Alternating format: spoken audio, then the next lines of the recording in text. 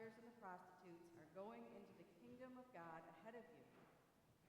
For John came to you in the way of righteousness, and you did not believe him. But the tax collectors and the prostitutes believed him. And even after you saw it, you did not change your minds and believe him. The Gospel of the Lord. Praise to thee, Lord Christ.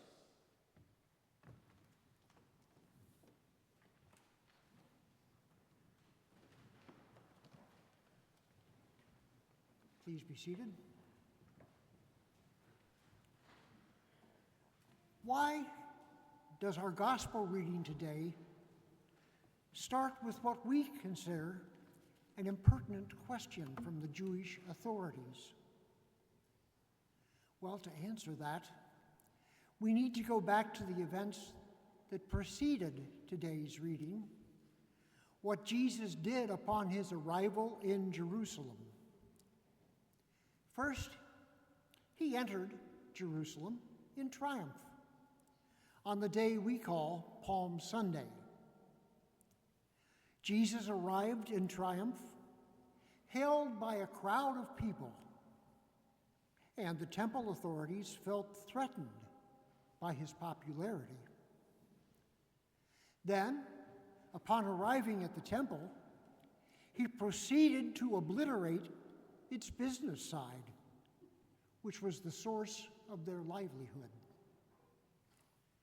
Then Jesus went on to do healings in the temple, further reinforcing his popularity with the people.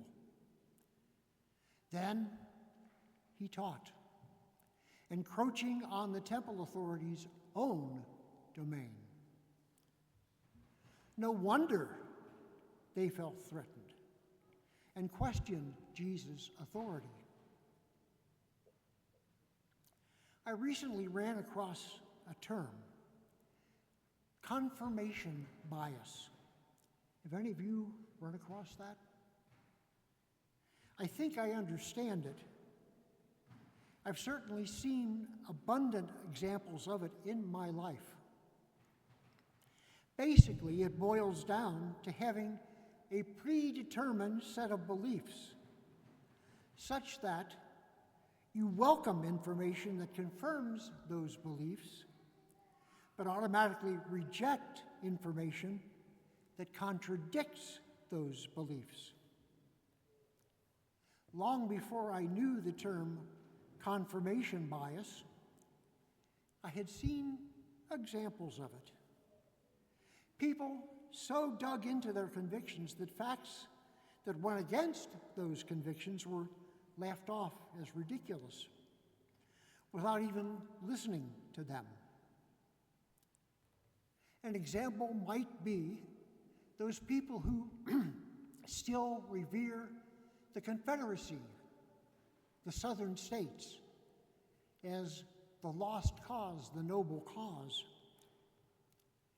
I was recently kind of heartened to read that the National Cathedral, our cathedral, had taken out 2 windows in honor of the Confederate generals, Robert E. Lee and Stonewall Jackson, and replaced them with windows depicting Black people marching for justice. I was glad to see that. I'm tempted to put supporters who reverence the former president in that same category. I hope the politics aren't too hateful. I think that the temple authorities of Jesus' time were guilty of a kind of confirmation bias. After all, the old ways had worked for centuries and had put them into positions of honor and wealth. And look at the 2 people under discussion in this passage. John the Baptist was clearly a weirdo, living out in the desert, wearing camel's hair garments, and eating locusts and wild honey. Clearly, he was an early kind of hippie. And clearly, then, he did not fit into their established order of things. And Jesus? Who could believe in a Son of God who overturned tables and generally made a mess of things, as well as trying to cut off their livelihood? No, clearly, those two could not be the way things were going to be. The temple authorities saw their job as to stand in the way of those two. They were undermining the way things had been for centuries. Jesus' parable, in the second part of the reading, it put things very practically. Clearly, it is the Son who actually did the Father's will, not just said he would, who responded properly. Not the one whose agreement was only in words, and who didn't actually do what needed doing. Jesus made this point earlier in Matthew's Gospel, in the Sermon on the Mount, when he said, "Not everyone who says to me, 'Lord, Lord,' will enter the kingdom of heaven, but only the one who does the will of my Father in heaven." You'll have to indulge me, I'm kind of old. I want to display my knowledge of New Testament Greek, by the way.